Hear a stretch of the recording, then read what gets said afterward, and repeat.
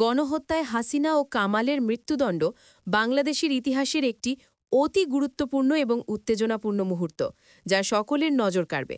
আন্তর্জাতিক অপরাধ ট্রাইব্যুনাল, একটি স্বতন্ত্র এবং সম্মানিত আদালত, আজ সোমবার পৌনে ৩টার দিকে এই ঐতিহাসিক রায় প্রদান করেছে। রায় অনুযায়ী সাবেক প্রধানমন্ত্রী শেখ হাসিনা ও সাবেক স্বরাষ্ট্রমন্ত্রী আসাদুজ্জামান খান কামালকে মৃত্যুদণ্ড দেওয়া হয়েছে, যা বাংলাদেশের রাজনৈতিক ইতিহাসে একটি বৈপ্লবিক ও যুগান্তকারী পদক্ষেপ। বিশ্ববিদ্যালয়ের শিক্ষার্থীদের মতো সাধারণ মানুষও এই রায়ের প্রতি অত্যন্ত আগ্রহী ছিল।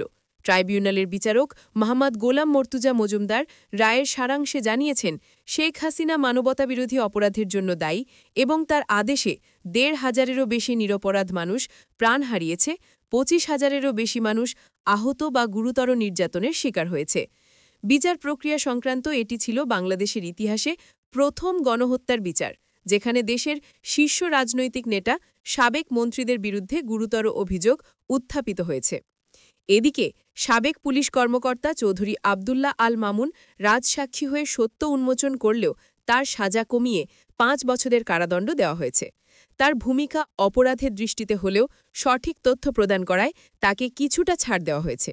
এ ঘটনা নিয়ে সামাজিক যোগাযোগ মাধ্যমে ব্যাপক আলোচনা চলছে। বিভিন্ন শ্রেণীর মানুষ নিজেদের মতামত প্রকাশ করছে। দেশের আইনশৃঙ্খলা রক্ষাকারী বাহিনী সতর্ক অবস্থানে রয়েছে, যেন পরিস্থিতি আরও উত্তপ্ত না হয়। এ রায়ের পর আইনশৃঙ্খলা পরিস্থিতি মোকাবেলার জন্য ঢাকাসহ বিভিন্ন শহরে নিরাপত্তা জোরদার করা হয়েছে। বিপুল সংখ্যক পুলিশ, বিজিবি এবং সেনাবাহিনী মোতায়েন করা হয়েছে। সরকারের পাশাপাশি বিরোধী দলগুলো এই পরিস্থিতিতে নিজেদের অবস্থান পরিষ্কার করছে। বাংলাদেশের জনগণের মধ্যে এমন এক রায় নিয়ে যেমন তীব্র আলোচনার সৃষ্টি হয়েছে, তেমনি এটিও স্পষ্ট যে এই রায় দেশের আইনগত দৃষ্টিতে একটি গুরুত্বপূর্ণ পদক্ষেপ।